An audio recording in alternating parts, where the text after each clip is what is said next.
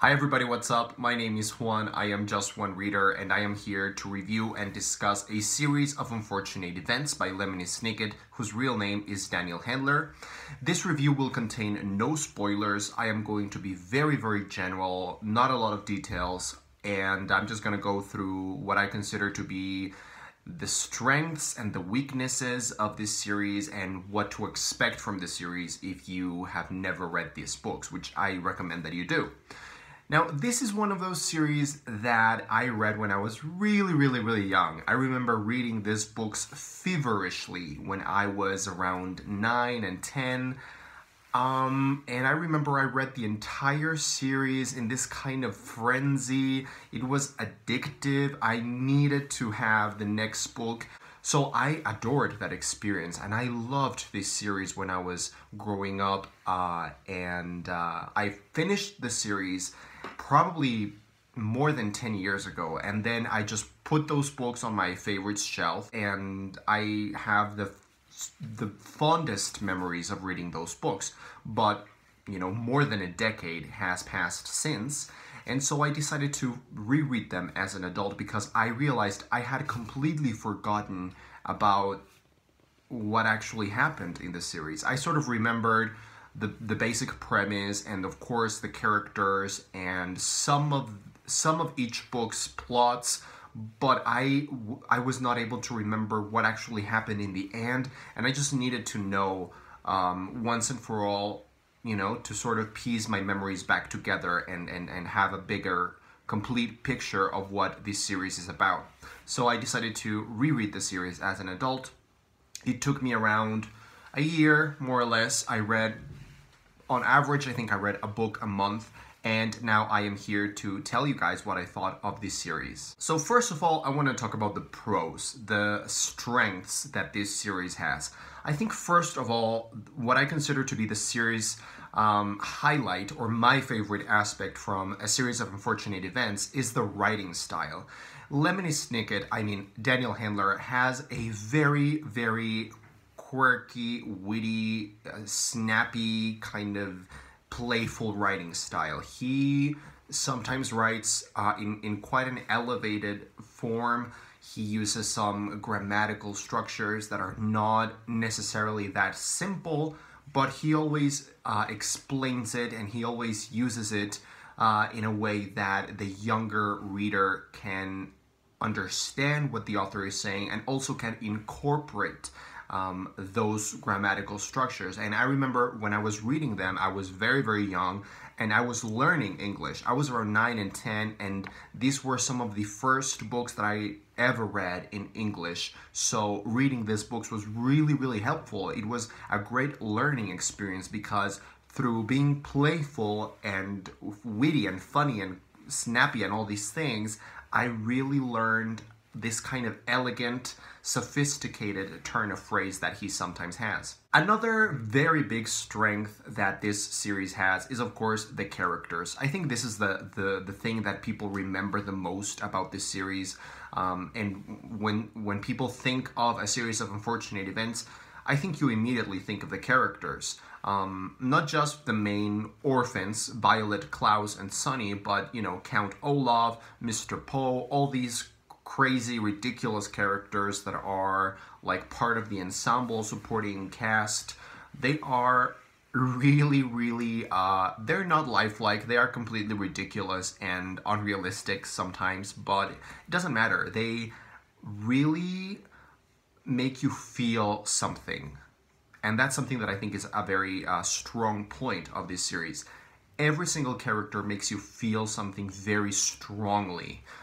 Whether it is that you really like them, that you really root for them, or you just want to see them die in a blazing fire. When I talked about the writing style, I said that this was a series that really helped me improve my grammar in English. And I think that one of this series' really strong points is that it's great for kids because it's very informative. It is a great learning experience. This author, Lemony Snicket, Daniel Handler, has a great way of incorporating a lot of topics and a lot of things in his writing. and you incorporate them as knowledge.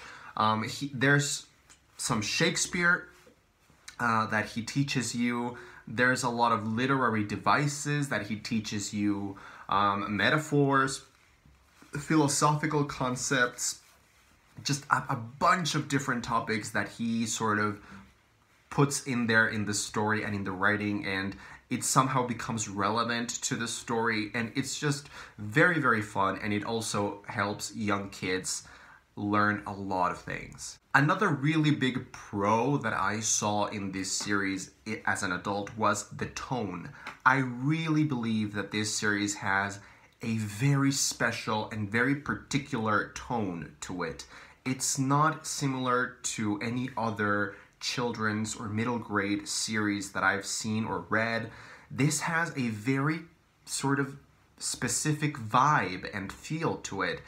It's kind of difficult to place the setting and the time period. It feels kind of anachronistic. It feels kind of ethereal. It's very funny but incredibly dark at the same time.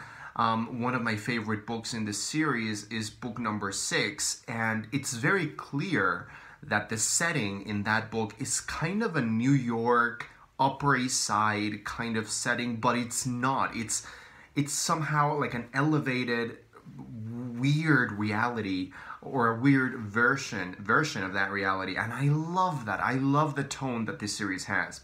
And my last pro, or my last strength that I see in this series is the themes. There's a lot of very interesting, very mature themes in here.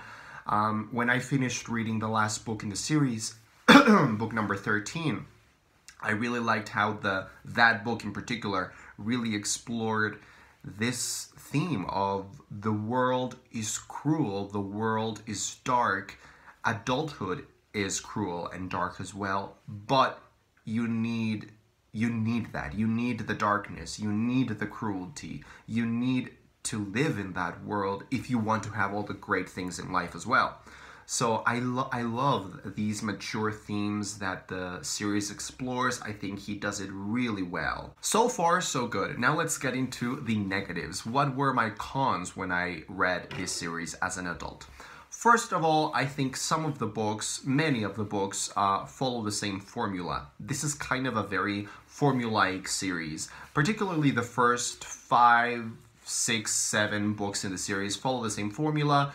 We have the Baudelaire orphans. They arrive at a new setting, and they have a new guardian, and they have to escape from that guardian, and that's pretty much the formula that we follow, at least at the beginning of the series. So, if that's something that will hinder you from enjoying this series, well, that's something that is just true.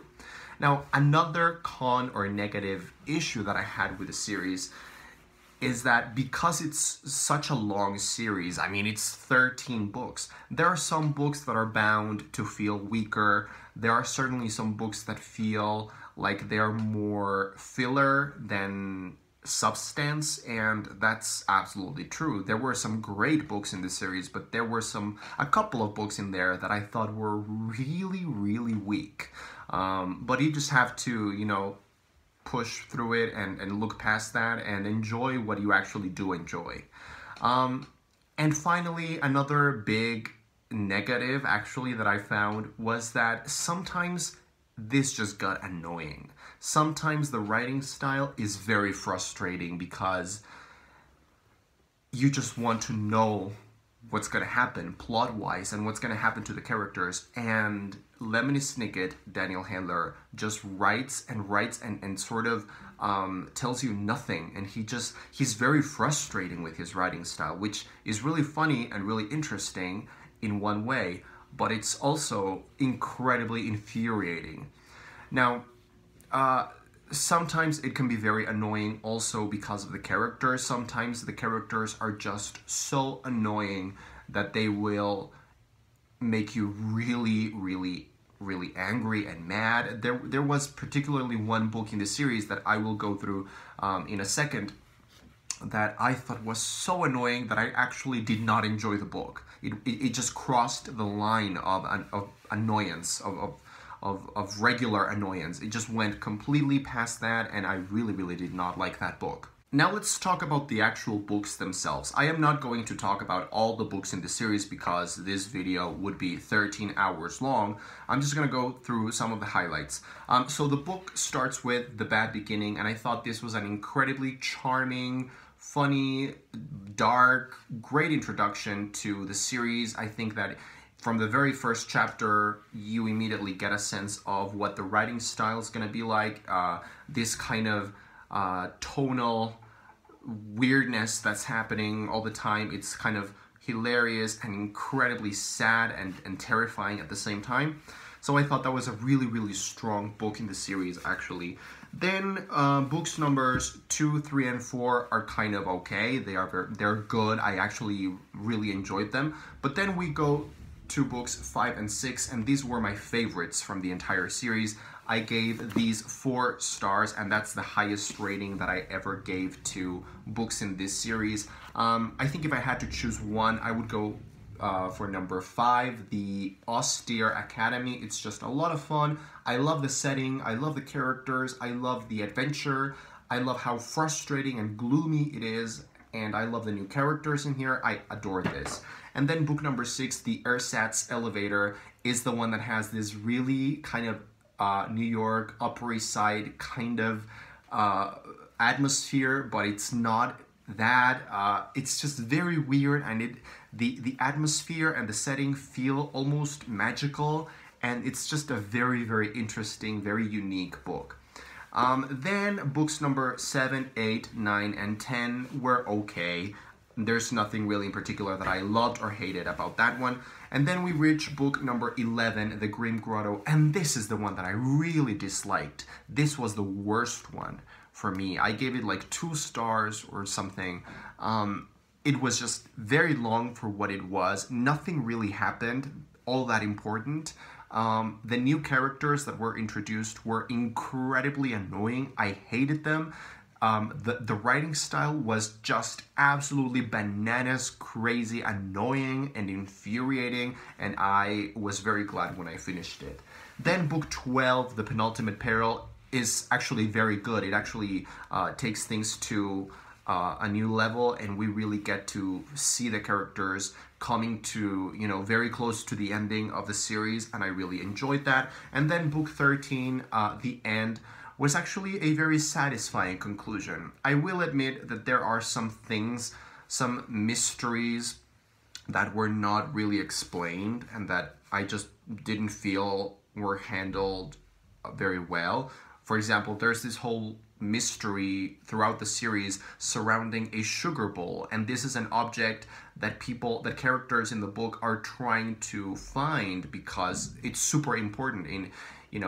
We never really got to see what the sugar bowl was for or what was the deal with it, or at least I didn't pick up on it. I didn't get it. So there were some things and mysteries that I felt were not resolved satisfyingly, but at least the main mysteries and the main plot line of the Baudelaires and Count Olaf and the Baudelaire parents and the Snickets and all of that, I think that was explained to a satisfying degree at least, and I don't really have a problem with it. I really enjoyed this book. I thought it was really good because, like I said at the beginning of the video, it really talked about this very interesting themes of the world is dark and being in the world is difficult.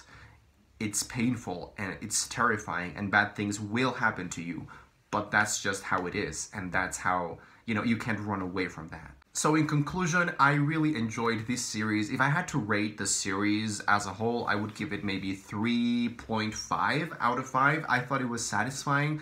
I don't know if this is really a series that adults would enjoy as much as children, but if you are a child or a young person, or you are close to a young person or a child, I think this is a great series to recommend to them. I think it's a lot of fun. It's really, really unique because of its tone and because of its themes, and it will make you learn a lot. So that's it for my review of a series of unfortunate events. I'm looking forward to your comments down below. Thanks for watching.